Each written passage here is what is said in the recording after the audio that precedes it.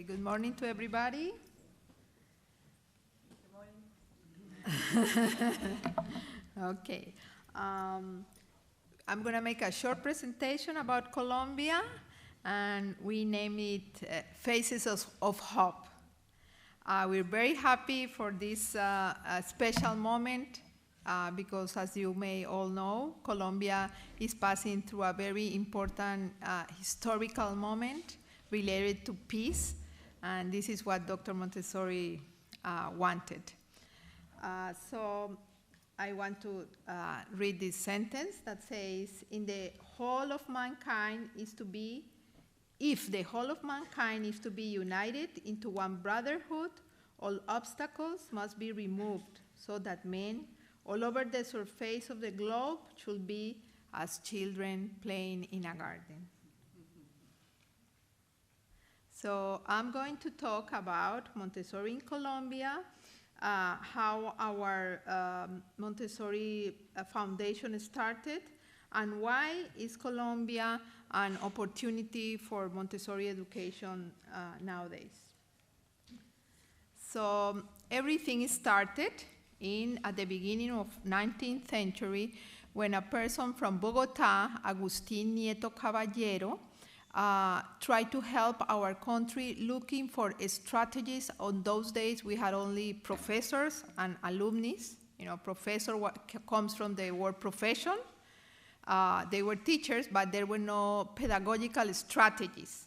And we had alumni, which means with no light, so the teacher will give them all the knowledge, right? So this person, Agustin Nieto Caballero, he traveled to France and looked for Mr. de Crowley.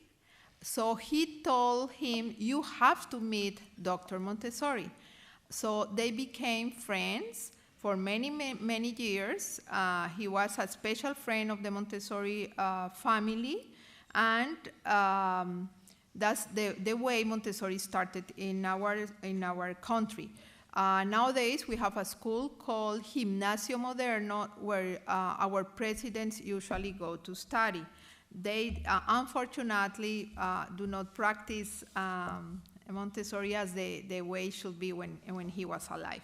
Something very important that I want you to know is that we have with us the letters that they wrote to each other during 35 years. And before the Second World War, when they went to India, Mario wrote to him and told him, if there is a war, we wish to be in Colombia. So he spoke with the president, and everything was ready for them to go. But then he wrote to him again, Mario wrote to him again and said that Pearl Harbor had started and they were not able to leave India because they were foreigners. So I think that destiny is perfect, but now that is the rebirth of Montessori movement, is the time for AMI to come to Colombia on those days. Then in 1949, Dr. Agustin Nieto Caballero spoke to Ana Elvira Roman. Ana Elvira Roman founded the Montessori school in Cartagena, and her daughter is here sitting with me, Maria Teresa Garcia, who's the person that runs the school in Cartagena nowadays.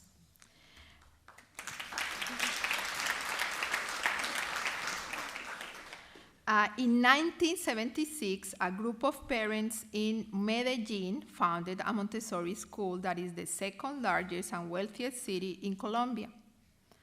And in 1990, my husband and myself, we opened a Montessori children's house in Cali, Colombia. In those days, the parents will tell me, Lyda, what's going on when they go to the regular schools? They were so happy here and they are not very happy over there. So we decided to grow a Sun school that is called nowadays Colegio Bilingüe Montessori. And in 1996, we decided with my husband, we dreamed to have a foundation that was called Eco-Educative Montessori Foundation. We just wanted to keep, all the subjects related to nature. And we were looking for international, intellectual, and financial support to help our vulnerable population of children. But we were at the same time very busy building our school, so we didn't give a lot of time to our foundation. In 2000, Lyda and Pablo Lipnitsky opened another Montessori school that is called now, it was called Mundo Montessori, it was a kindergarten, and now it's called Equiraya Montessori School in Bogota. It happened in 2005. And in 2002, I wrote to the person that did Earth Kinder, that wrote two books, Earth Kinder and Peace 101, Ursula Thrush. So she wrote this book inspired by the words of Dr. Montessori when she wrote that if people is being specialists to build guns in the war, why we don't become specialists to build peace? So I wrote to her, and she came to Colombia. She was a student of Mario Montessori in the 1960s in London and in Bergamo, Italy. And she gave us all her wisdom and studies that she took in those days.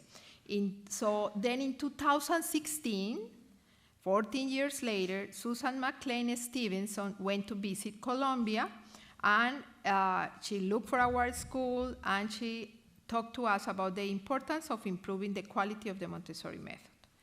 In 2017, Jane Massey came, and she trained 60 people between teachers and parents, and it was born the idea of rebirth our foundation that is now called Montessori Ecoeducative Foundation of Colombia. And today we did a meeting in October, and we have around 90 institutions that are very interested in the Montessori method, or they sympathize with the movement, but we need to know exactly how to work with the method. So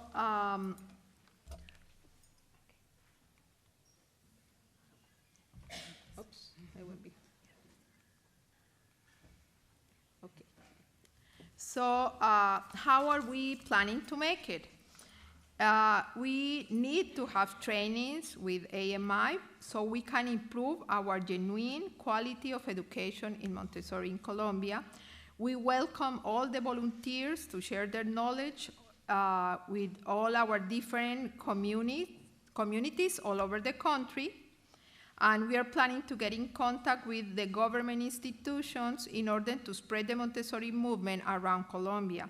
Nowadays, we're looking for new ways of teaching, and our government sympathize very much with the Montessori approach.